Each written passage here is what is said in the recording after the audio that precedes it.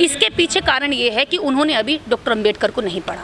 वो लोहिया को अपना पिताजी कहने को तैयार हैं, वो और महापुरुषों को अपना गुरु मानने को तैयार है, लेकिन डॉक्टर अंबेडकर को अभी तक अपना गुरु और अपना आदर्श मानने को तैयार नहीं है। जब तक वहाँ पर डॉक्टर अंबेडकर को आदर्श नहीं माना जाएगा तब तक वहाँ कैडर खड़ा नहीं हो सकता। बहुजन समाज पार्टी ने ही तृतीयक जाति के अंदर मल्लाह जाति से कहा कि तू भी नेता बन सकता है, हे नाव चलाने वाले चल तू भी नेता बन, हे चप्पल जूते बनाने वाले तू भी नेता बन, तू भी नेता बन सकता है, तू केवल वोट डालने के लिए नहीं है, तू अपना नेता बनकर वोट मांग भी सकता है।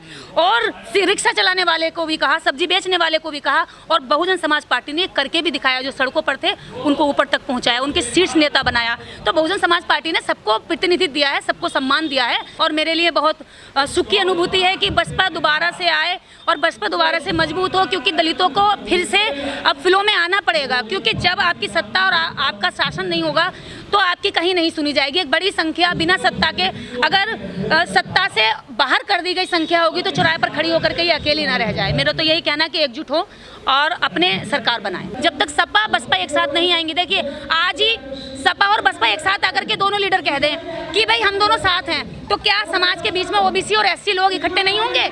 बिल्कुल हो जाएंगे। जब 2019 में गठबंधन सपा और बसपा का हुआ था तब समाज के बीच में भाईचारा बढ़ा था, ओबीसी ने गले लगाया था और साथ लड़ करके चुनाव जीते। वो हारे थे, 16 सीटें निकली। देखिए मैं कोई सपा की प्रवक्ता नहीं हूँ कि मैं सपा की ओर से आपको सारी सफाइयाँ दूंगी। सपा बसपा दोनों बहुजन समाज की वो संख्या है जिसको बांट करके बीजेपी हमेशा सत्ता में बैठे रहना चाहती है। जब तक हमारे नेता ये नहीं समझेंगे कि हमारी बड़ी संख्या हम बड़े लीडर्स की वजह से टकराती है और आपस में बिखराव होता है, जिस दिन बड़े लीडर इकट्ठे होते हैं उस दिन नीचे की जनता अपने आप ही इकट्ठे होती है। 2019 में इकट्ठे होकर क्या हुआ? 80 में से 16 सीटें आई आप लोगों की। तब तो जीरो पर थे, जीरो उससे पहले नहीं तो जीरो पर आते। ये एकता की बात है। आपको पता है 2019 की 6 सीटें हम लोगों ने मुरादाबाद से निकाल कर दी। मुरादाबाद के गांव-गांव में खुद निर्देश सिंह और उसकी टीम गई और पूरे उत्तर प्रदेश के अंदर 6 सीटें केवल एक मंडल से निकली थी, मुरादाबाद से, आपको ध्यान होगा। और हमने गांव-गांव जाकर, लोगों ने काम नहीं किया ना। देखिए वो बहुत तेजी से काम करते हैं, वो भाईचारा तोड़ने के लिए इतनी तेजी से काम करते हैं कि आप भाईचारा जोड़ने के लिए भी नहीं कर पाते। उनके काम से हमें सीखना पड़ेगा, उनके समर्पण से हमें सीखना पड़ेगा कि वो आपको तोड़ने के लिए पूरा जोर लगाते हैं, आप जोड़ने के लिए एक कदम नहीं उठाते। तो ये कहीं ना कहीं हमारी भी कमियां हैं।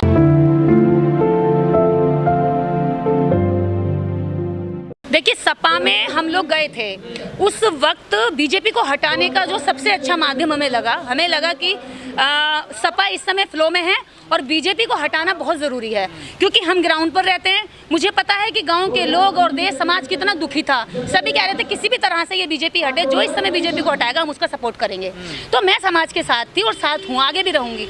समाज का कहना था कि इस वक्त फ्लो में या ताकत में जो बीजेपी को टक्कर दे सकती है वो सपा है। तो हमने कहा कि भी ठीक है, आप लोगों की जितनी भी आपने गलतियां की हैं वो तो कभी माफ़ नहीं की जा सकती, क्योंकि आपने रिजर्वेशन में प्रमोशन आपने जो है वो ख़त्म किया। बहुत सारे काम ऐसे आपने किए जो बसपा सरकार ने अच्छे किए, समाज और देश प्रदेश के हित में किए, लेकिन आपने उनको खत्म किया। तो हमने कहा ठीक है, इस बार बीजेपी को हटाने के लिए हम आपका समर्थन करते हैं और हमने किया, इसमें कोई बात नहीं। आपने देखा नहीं कि सपा पूरे प्रदेश के अंदर सारी विधानसभाओं में आकर के प्रोग्राम कर रही है और बसपा का किसी तरह से कोई भी एक्टिविटी नजर नहीं आ रही थी।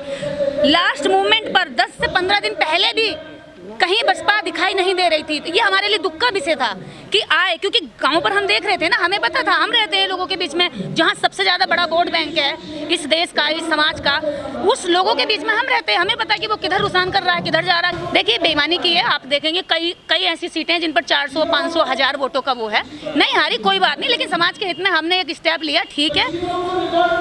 हर कोई सामाजिक कार्यकर्ता जब उसे लगता है कि समाज के हित में क्या कदम है, मैंने भी वही सोचकर उठाया, इसका हम सफल भी हो पाए। अलग बात है कि सपा में जाने से समाज हित है। समाज के बीच में हम रह रहे थे, समाज को लगा, हम समाज के साथ गए। समाज को लगा कि इस वक्त हमें सबसे ज्यादा जरूरी है कि बड़े दुश्मन को हराया जाए, और हम अपनी पार्टी को। दुश्मन कौन था उस टाइम, सपा थी या बीजेपी? बीजेपी आज भी है। आपको क्यों लगता है बीजेपी आपकी दुश्मन थी? क्योंकि बीजेपी ने रिजर्वेशन पूरी तरह खत्म कर दिया। बीजेपी के राज में जितने दलित उत्पीड़न हुए हैं उससे ज्यादा कहीं नहीं हुए। बीजेपी हमारी हमेशा से वैचारिक दुश्मन रही है। ओबीसी और एससी दोनों बहुजन हैं। 15 और 85 का फॉर्मूला मान्यवर कांसीराम साहब ने ओबीसी को मिलाकर दिया था, ना कि ब्राह्मण को ठाकुर। विचारधारा उससे आप सहमत हैं? मैं उस विचारधारा के इसलिए सहमत अभी नहीं हूँ क्योंकि वो कैडर से अभी दूर है, और कैडर सपा में भी कुछ नहीं है। जिस दिन सपा में कैडर जाएगा, हो सकता है कैडर लोग उधर जाएं, मूव करें, तो हो सकता है कि उनको उधर लेकर आए। आपने अभी कहा कि सपा को हम कभी माफ नहीं कर सकते। जितना हाँ, बड़ा बिल्कुल, जितना बड़ा काम दलितों के लिए सपा सरकार, अखिलेश सरकार में हुआ, इतना बीजेपी में तो आज तक नहीं हुआ। क्यों नहीं हुआ? कौन सा काम नहीं हुआ? अरे पूरा रिजर्वेशन खत्म कर दिया, आपको दिख नहीं रहा है? सारा प्राइवेटेशन किसने किया है? सारा प्राइवेटेशन बीजेपी ने किया है, क्या सपा ने किया है? दलितों के जितने भी आप देखेंगे, जितनी भी पॉलिसीज थी जो सपा ने बनाई है, बीएसपी ने बनाई, वृद्धा पेंशन, युवाओं के रोजगार के लिए जो कुछ पैसे आते थे 3 महीने में, वो सब कुछ खत्म किया गया। खड़ी नहीं हूँ, खड़ी थी एक समय के लिए, और जब जब समाज के हित में जो जो कदम उठाया जाएगा।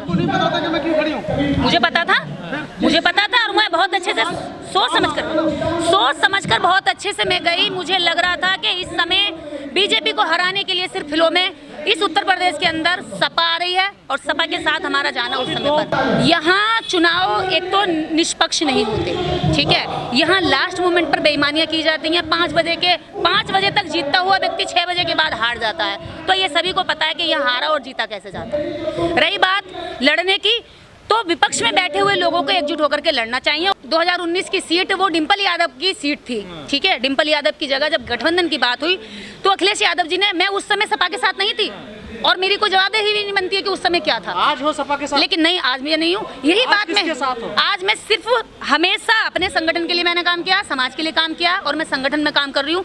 सपा को मैं छोड़ चुकी हूँ, और ये बात सपा के लोग और बसपा के लोग अच्छे से जानते समझते हैं कि मेरे लिए समाज हमेशा सर्वोपरि रहा है। अपने समाज के नेतृत्व के लिए मैं वहाँ गई थी, और वो बातें मैंने हमेशा बोली। जो बात मैं यहाँ बोल रही हूँ, वो बात बोलने के लिए मैंने वहाँ भी यही जोड़ा। बहुजन समाज पार्टी तो हमेशा जिंदाबाद रहेगी। जब तक दलितों की कोई पार्टी अच्छे से इतने ऊंचे लेवल पर संगठन नहीं खड़ा कर लेती, तब तक ये पार्टी। ओपी राजभर की तो अपनी पार्टी है, तो क्या हो गया? ओपी राजभर की पार्टी, बात कर रहे हैं। ओपी राजभर देखिए विशुद्ध राजनीतिक व्यक्ति हैं, लेकिन साथ ही वो कैडराइज बंदे भी है। ये कोई दोहराए बात नहीं है कि उन्होंने मान्यवर कांसीराम साहब के साथ काम किया, कैडर सीखा। तो जब व्यक्ति के काम को या उसकी मेहनत को तवज्जो नहीं दी जाएगी, कहीं भी मेरे साथ कार्यकर्ता होते हैं, अगर मैं उनको तवज्जो ना देकर के किनारे कर लूँ,